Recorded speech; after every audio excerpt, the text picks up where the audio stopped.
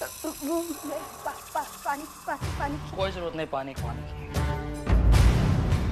मैं हूं ना तुम्हारे लिए, तुम बस मेरे पास रहो।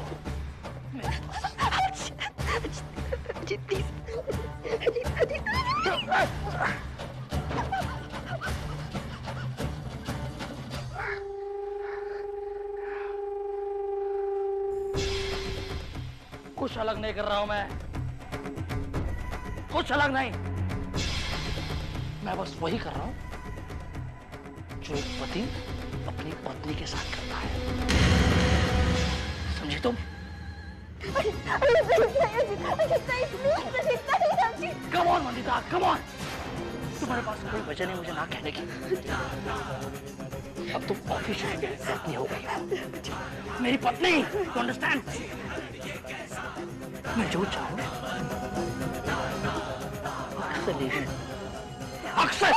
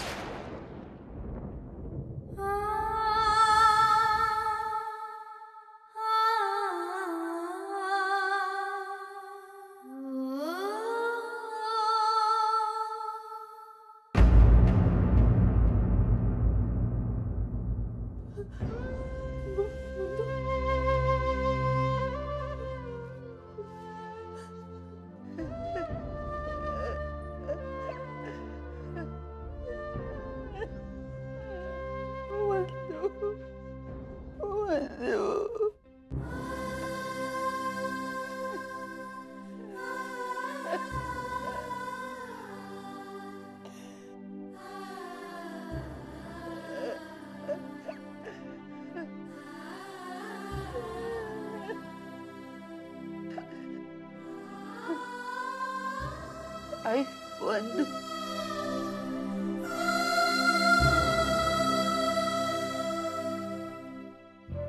एक बार पूछ लिया होता मुझसे, बचपन से लेके आज तक तूने मुझसे पूछे बिना कुछ नहीं किया, और जिंदगी का इतना बड़ा फैसला तूने अकेले क्यों लिया वंदु?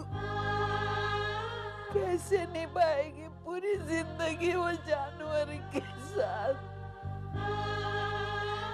मेरी नाजुक सी वंदु मुरझा जाएगी। और मैं भी तो वहां नहीं हूँ तेरे साथ। क्या होगा वंदु तेरा? तुझे पता है अर्चना, जब भी वंदु बचपन में डरती थी दौड़ के आके मेरे आंचल में मुंह छिपा लेती थी। वो आंचल में नहीं है, कहाँ जाके वो रोएगी?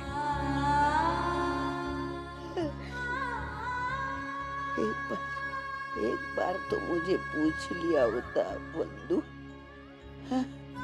क्यों किया तूने? वो समझ गई होगी वो हम पर बोझ बन गई है, लेकिन पगली है तू। बच्चे कभी बोझ बनते अपने माँ बाप पर। सब मेरी गलती है। कितना बड़बड़ाती थी मैं उसके सामने, कितना कोसा अपनी किस्मत को। ये क्या सोचेगा, वो क्या बोलेगा, उसी में उलझ गई और वंदु की तरफ ध्यान नहीं गया। अगर मैं उसके दिल की बात जानती थी तो इतना सब कुछ नहीं होता। लेकिन अर्चना, उसकी भी क्या गलती है? हाँ, तू अपनी आई को जानती है ना बेटा? तेरी आई मुंह पट है, लेकिन मेरे तीनों बच्चों से मैं वही प्यार करती।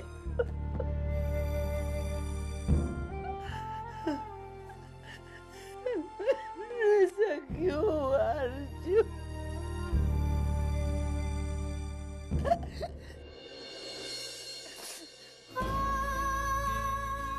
भाई भाई सब ठीक हो जाएगा भाई। आज तक बब्बा हमें हर मुसीबत से निकालते हैं। हमारी जिंदगी में कितनी मुसीबतें आई, हम सबसे निकले हैं। हमारे बब्बा जरूर कुछ करेंगे। और आई हमारी बंधु इतनी समझदार है ना कि वो अजीत को सुधार देगी। हम देखना, और वो दोनों बहुत अच्छे से एक साथ रहेंगे। हाँ।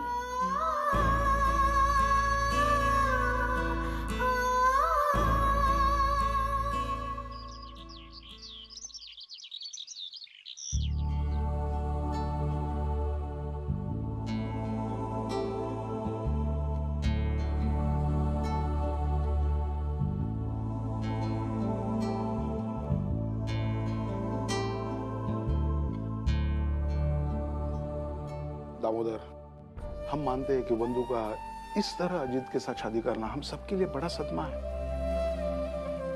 अरे लेकिन अब बंधु अजीत की पत्नी है और अजीत हमारा दामाद है। इस सच्चाई को स्वीकार करके ही हमें आगे बढ़ना है। आप कहना क्या चाहते हो? दामोदर, मेरा कहने का मतलब बस इतना ही है कि अब बंधु की शादी हो गई तो हमारी जिम्मेदारियां खत्म नहीं होती है।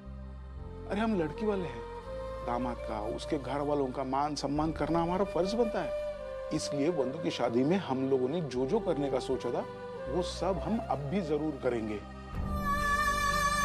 हम उसकी विदाई तो नहीं कर सके, लेकिन उसकी विदाई में जो देने का सोचा था वो हम सब देंगे। मैं भी यही सोच रही थी दादा। रीति रिवाज के अनुसार हमें उन्हें गहने, कपड़े, बर्तन तो देने चाहिए।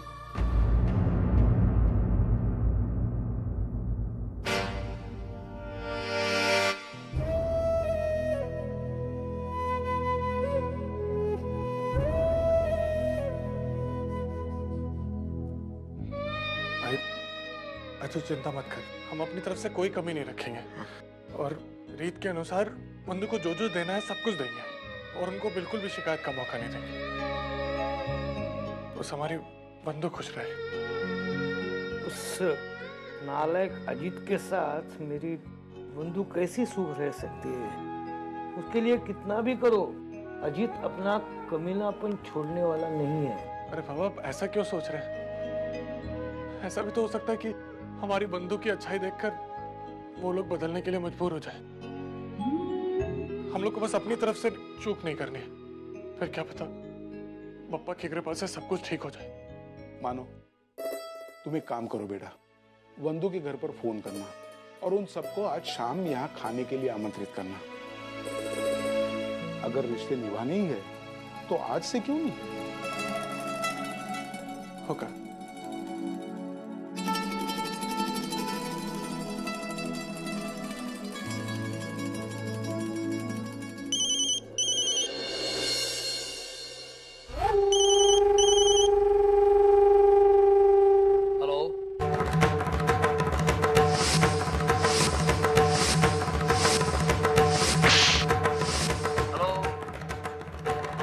कौन है?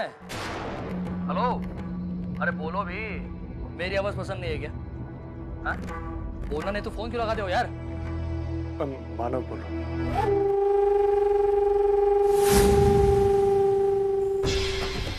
हो साले साहब आप बोलिए बोलिए। क्या हुआ? क्या हुआ? आपकी आवाज में ये झिझक कैसी? अब तो अगला पिछला सब कुछ क्लियर हो गया ना? कल के एक थप्पड़ ने सारे हिसाब किताब चुकता कर दिए। क्यों? अब अतीत में हम दोनों के बीच जो कुछ हुआ वो मैं सब कुछ भूल गया हूं और चाहता हूं कि तुम भी भूल जाओ। क्यों? एनीवेज, अब बताइए फोन क्यों किया आपने साले साहब? तुम लोग को आमंत्रित करना था घर पे। तुम्हारे और बंधु की इन हालातों में शादी हुई कि मेरा मतलब है कि रीत के अनुसार हमें कुछ करने का मौका ही नहीं मिला। इसलिए मैं चाहता हूँ कि अगर तुम और तुम्हारे परिवार वाले आज हमारे घर आ सके तो खाने पर। देखो जीत, रिश्तों को निभाने की एक छोटी सी कोशिश कर रहा हूँ। उम्मीद है कि तुम समझोगे। अरे साले साहब, आप बुलाए हम ना आए, हम मना क्यों करेंगे भला? उल्टा हमें तो खुशी होगी वहां आकर। आपकी बहन को लेकर हम सब वहां जरूर आएंगे। हम बस खातिरदारी और स्वागत जरा अच्छी तरह से कीजिएगा साले साहब। हम अपनी पूरी कोशिश करेंगे जी। अरे हमें तुम पर पूरा विश्वास है मानव, तुम जो कहते हो कर दिखाते हो। चलो ठीक है, शाम को मुलाकात होगी। ठीक है, बाय।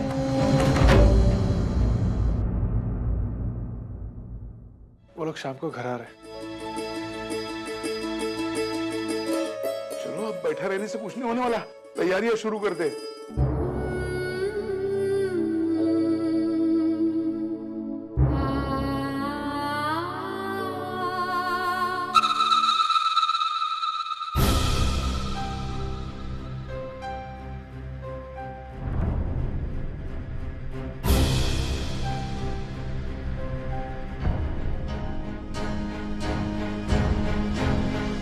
सुधर जाएगा धीरे धीरे। अजीत, अजीत की बात कह रही हूं मैं। धीरे धीरे सुधर जाएगा वो। वैसे वो दिल का बुरा नहीं है, लेकिन दिमाग थोड़ा गर्म है उसका, जिसकी वजह से। लेकिन मैं एक बात बताऊं बेटी, दुनिया में 90% लोग शादी के बाद ही बदल जाते हैं। आई चाय। Thank you very much. मेरे बहू के हाथ की चाय। अरे मैं तो कब से तरस रही थी इस खुशी के लिए।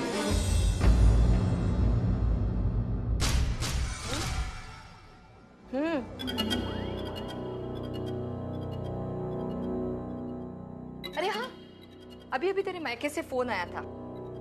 तेरे भाई ने हम सबको शाम को खाने पर बुलाया है, ठीक है?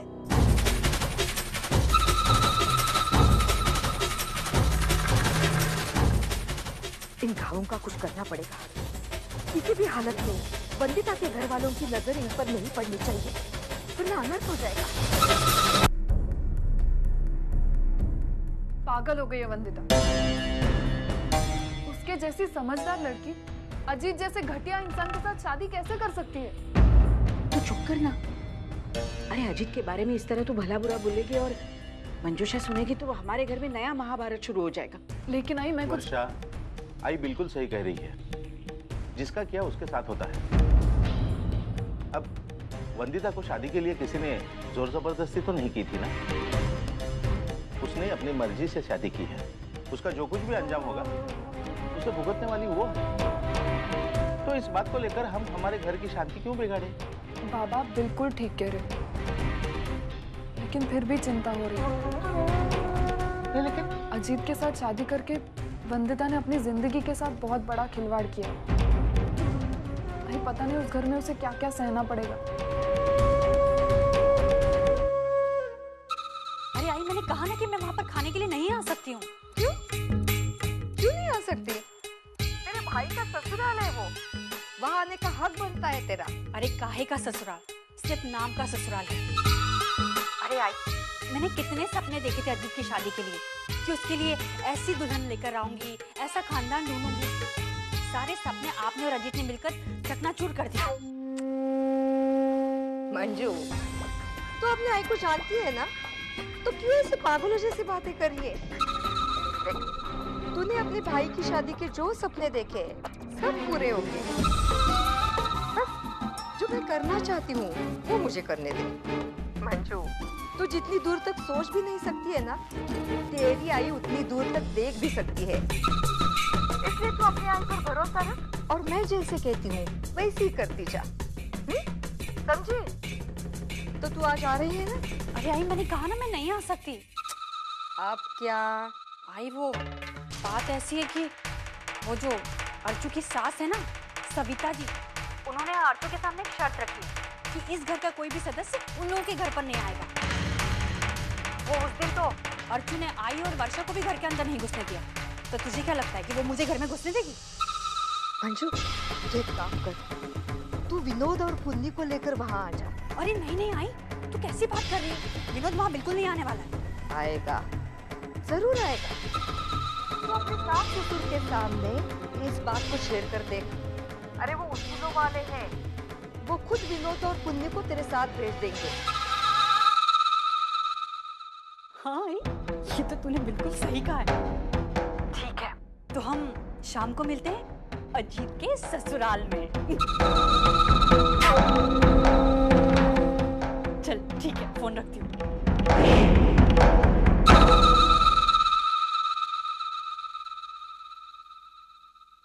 महंगाई दिन ब दिन बढ़ती जा रही है। हाँ बाबा।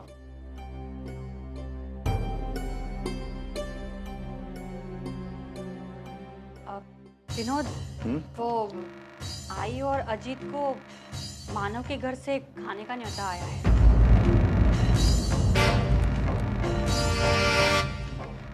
तो आई चाहती थी कि बड़ी बहन होने के नाते मैं और तुम भी उनके साथ वहां पर चले। नहीं मंजू, हम वहां नहीं जा सकते। सविता काकी को अच्छा नहीं लगेगा। और वैसे भी उन्होंने अर्जू के सामने जो शर्त रखी है वो। लेकिन विनोद, हम उन लोगों के घर पर इस घर के सदस्य होने के नाते नहीं जा रहे। मैं अजीत की बड़ी बहन हूँ और तुम उसके जाजी हो, इस नाते हम वहाँ पर जा रहे हैं। तो मुझे नहीं लगता कि मानव की आई को। जो भी है मंजू, हम वहां नहीं जाएंगे। उस शादी को लेकर वैसे भी उस घर में टेंशन है। अगर हम जाएंगे तो और टेंशन बढ़ जाएगी। विनोद, विनोद, मुझे लगता है मंजूषा ठीक कह रही है। बाबा देखो, तुम अर्चू के भाई होने के साथ साथ अजीत के बहनों भी हो। अजीत उस घर का दामाद है। अगर उन लोगों ने उसे अपने नजदीकी रिश्तेदारों के साथ खाने पे बुलाया है तो तुम्हारा वहां जाना जरूरी है। विनोद, मेरी बात मानो, तुम मंजू के साथ चले जाओ। ठीक है, हम वहां चलेंगे।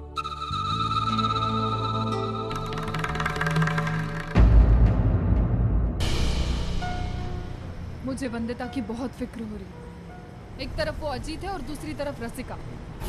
पता नहीं उस पर क्या बीत रही होगी। उन दोनों ने मिलकर उसका जीना हराम कर दिया होगा। थोड़ा तो समझदारी से सोचना चाहिए था वंदिता को। इतनी जल्दबाजी में ये फैसला बहुत गलत किया उसने अजीत से शादी करके। लड़की की अपनी भी कुछ मजबूरियां होती है सतीश। घर की पूरी इज्जत का जिम्मा उसके कंधों पर होता है। पता है, कभी कभी ऐसा होता है लड़की को न चाहते हुए भी गलत फैसला लेना पड़ता है। परिवार वालों के लिए अपनी जिंदगी दांव पर लगानी पड़ती है और वही वंदिता ने किया है। लेकिन एक बात की मुझे बहुत चिंता हो रही है। वो अजीत है ना, वो इंसान नहीं हैवान है और वो किसी भी हद तक गिर सकता है। मुझे समझ में नहीं आ रहा है वंदिता अपनी पूरी जिंदगी उसके साथ कैसे बिताएगी। ऐसा ना हो बीच रास्ते में तंग आकर वो अपनी जिंदगी के साथ कुछ उल्टा सीधा कर बैठे।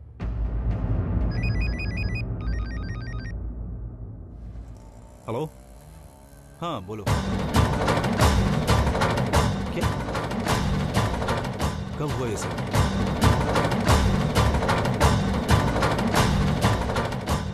ठीक है, मैं देखता हूँ क्या करना है। हाँ, एक बात और, wait for my further orders, okay? तब तक इस केस में कोई कुछ भी एक्शन नहीं लेगा। क्लियर? सतीश, क्या हुआ? कॉर्पोरेशन वालों ने मानव का गैरेज सील कर दिया। क्या? लेकिन क्यों? हाँ, वो कुछ इल्लीगल जमीन या अनऑथराइज्ड कंस्ट्रक्शन का मामला है। पूरी डिटेल्स मालूम नहीं चल पाई हैं। ऑफिस जाऊंगा तो मालूम चल जाएगा। ये सब क्या हो रहा है? पता नहीं जीजू पर क्या बीत रही होगी। उनका पूरा घर उस गैरेज पे तो चलता है। सतीश, I'm sure जीजू ने ये बात किसी को भी नहीं बताई होगी। ये खाने का सामान बहुत हो गया। तू बस याद से आधा किलो काजू कतरी सेपरेट बॉक्स में ला। शगुन के लिए देना पड़ेगा ना। अरे आ गई तू। ये टेबल क्लॉथ है, इसे वहाँ लगा देना, बहुत अच्छा लगेगा। कितना करती है रे तू मेरे लिए? सविता ताई, ये आपके लिए थोड़ी ना है, ये तो मेरी बेटी वंदू के लिए है। उसे मेरा ढेर सारा प्यार देना। मैं चलती हूँ ताई। हाँ, कहाँ गई थी महारानी? आई वो मेहमान आने वाले हैं ना, तो मेहमानों को अच्छे प्लेट में खाना देने के लिए इसलिए लक्ष्मी काकी के यहाँ तक। जा जा अंदर जा।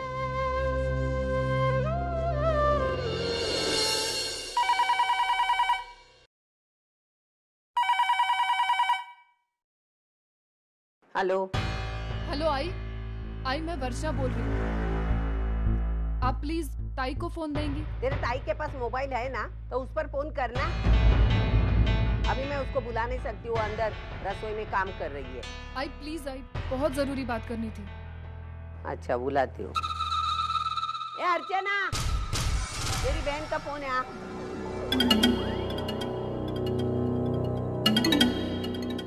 तेरे पास मोबाइल है ना, कम से कम उसमें पैसे भरा कर। हैं? जब देखो तेरे घर वाले इधर ही फोन करके, तकलीफ होती है मुझे।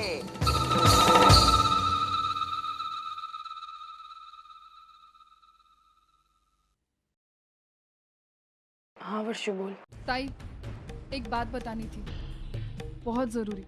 कॉर्पोरेशन वालों ने जीजू का गैरेज सील कर दिया।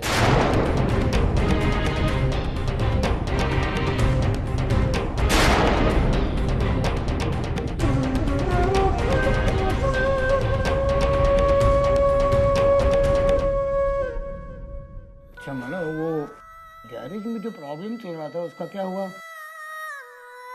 हाँ बाबा, सब सॉल्व हो गया, अब कोई प्रॉब्लम नहीं है। अब बताइए और क्या क्या लाना है? हाँ नहीं, बस अभी। हेलो हेलो ताई तो सुन रही है ना? हेलो